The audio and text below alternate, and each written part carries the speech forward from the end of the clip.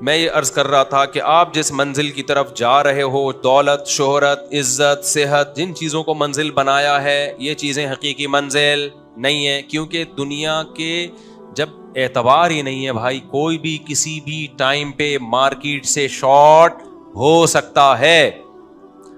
ایسے ایسے واقعات میرے ذہن میں آ رہے ہیں نا. ہمارے ایک دوست محلے میں کسی کا انتقال ہوا تو وہ بڑے لمبے آدمی تھے. جب قبر بنائی ہے نا تو ان کو کہا کہ آپ بھی میت کے قد کے ہی ہیں، آپ ذرا اس میں لیٹ کے دیکھیں کہ پورے آ رہے ہیں کہ نہیں آ رہے. صحت مند جوان آدمی تھے، وہ لیٹ گئے. ٹھیک ہے جی، پورا آ رہا ہوں میں، میرے ہی قد کے تھے وہ ان صاحب کے قد کے، میرے قد کے نہیں، ان صاحب کے قد کے. ان کو قبر سے باہر نکال دیا. ٹھیک ہے جی، قبر پوری ہے.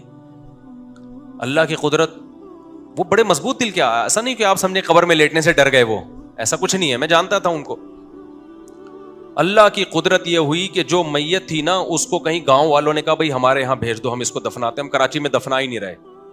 وہ میت کا وہاں دفن ہونا کینسل، وہ قبر خالی رہ گئی. میت کو لے گئے کہیں گاؤں میں، اور ان کو ہارٹ اٹیک ہوا ہے، ان کی انتقال ہوا، اور سچی مچی میں وہ اس قبر میں بولو دفن ہوئے. کیا وہ تصور کر سکتے تھے جب اس قبر میں لیٹ رہے تھے کہ میں نے ہی یہاں آنا ہے؟ لیکن آپ کو میں ایک بات بتا دوں، ان چیزوں کی وجہ سے وہم کا شکار نہ ہو. اگر کہیں قبر میں لیٹنا پڑ جائے تو کوئی کچھ بھی اس سے مرتا نہیں ہے انسان. کیونکہ جن کا ایمان کمزور ہوتا ہے نا، وہ کہتے ہیں اصل میں وہ اسی چکر میں مرے ہیں کیونکہ قبر میں لیٹ کے چیک کر رہے تھے. تو یہ بدشگونی اسلام میں جائز. جس نے نہیں مرنا ہوتا وہ روزانہ قبروں میں ڈھکن ڈھک کے بھی سوئے گا نا، نہیں مرے گا وہ. یہ جو جادوگر چلے کاٹ رہے ہوتے ہیں قبروں میں بیٹھ کے تو کاٹ رہے ہوتے ہیں. لیکن بس اللہ نے بتا دیا بھائی، تو یہ سمجھ رہا تھا تو نے یہاں آنا ہی نہیں ہے ابھی، لیکن یہ قبر کس کے لیے ہے تو اچھی طرح ناپ کے دیکھ لے، کل تو نے ہی یہاں آنا ہے. تو میرے بھائی، جب ایسی بے ثباتی کسی بھی ٹائم پہ مارکیٹ سے شارٹ ہو سکتے ہو تو پھر دولت کماؤ ضرور، دولت کو ہدف بولو نہیں.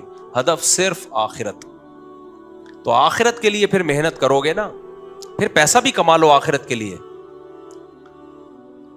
کہ بھئی میں صدقہ خیرات زیادہ کروں گا، میں رشتہ داری جوڑنے میں پیسہ خرچ کروں گا، میں بوڑھے ماں باپ کو کھلاؤں گا، اس لیے میں کر رہا ہوں، میں 4 شادیاں کروں گا. اس نیت سے بھی پیسہ کماؤ گے انشاءاللہ، اللہ کی قسم ثواب ملے گا آپ کو. میں 4 عورتوں کی کفالت کروں گا، اس نیت سے پیسہ کماؤ. میں نسل بڑھاؤں گا، اس نیت سے پیسہ کماؤ. میں جو ہے وہ مدد کروں گا مظلوموں کی، اور میں اس لیے بھی پیسہ کماؤں گا، اپنے لیے بھی کماتا ہے تاکہ میں کسی کے سامنے ہاتھ نہ پھیلاؤں. یہ تو سب سے بڑی وجہ ہے پیسہ کمانے کی، کیونکہ اللہ کو اوپر والا ہاتھ پسند ہے، نیچے والا ہاتھ اللہ کو پسند بولو نہیں ہے. تو آپ کی نیت آخرت ہو گئی. جب آخرت ہو گئی تو اب آپ کی کوشش ضائع نہیں جائے گی. پیسہ آ گیا تو بھی کامیاب، نہیں آیا تو بھی کامیاب.